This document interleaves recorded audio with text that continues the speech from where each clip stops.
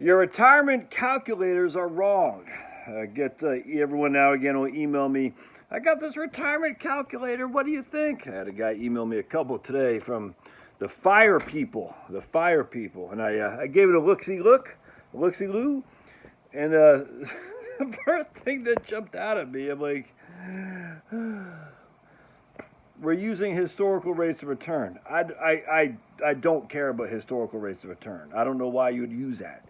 I mean, it's nuts to me, man. All right, so some other guy said, Josh, in one of my videos I did the other day, you're using Medicare Part B is what did I say? I used $200. He goes, it's actually $174. All right, for your old buddy Josh, I like to overestimate bad things and underestimate good things in my software, the software for Right Capital. And that means I inflate healthcare expenses by 5.5%. I overestimate the cost of Medicare Part B. I got Part D at $50, and I think that's probably a little bit high too. And I use supplemental policies plus out-of-pocket expenses as well. All right, so I overestimate the bad things, I underestimate the good things. I only have Social Security cost of living at 2.4, where Medicare cost of living adjustments are 5.5. And, that's just what I do. So, and I don't use historical rates of return for stocks. I don't know why you would do that, dude. It boggles my mind. Why use...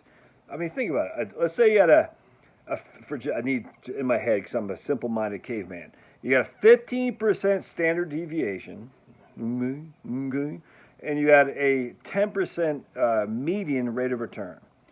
All right, so a 15% standard deviation, we times that by 3, that's 45. That means the upside, we have 45 plus 10. On the upside, we could be up what?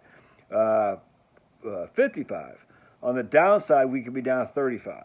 All right, so remember, if we have a 10% rate of return, expected rate of return, and a 15% standard deviation, our volatility difference is 55 on the up and 35 on the down. We don't know what it's going to be. I don't know. But now compare that to this. A 5% expected rate of return with a 15% standard deviation. All right, 5% median expected rate of return. See, the dogs are rebelling here. All these Finnies over here. So funny. We got a rebellion of the dogs. All right. So now, standard deviation is still 15. All right, so we take 15 times it by 3. We have 45%, just like we did before. We plus the 45 with 5. That means the high end is 50. The low end is what? 40. You see the difference? So a lower expected rate of return with a similar standard deviation means lower on the high end and higher on the low end. Because before we had a 35% downside risk, and now we have a 40% downside risk because we have a lower expected rate of return. I hope that makes sense. So I am very cautious of using, in fact, anything that uses historical rates of return where a 10 to 12% historical rate of return on large cap stocks. I don't know.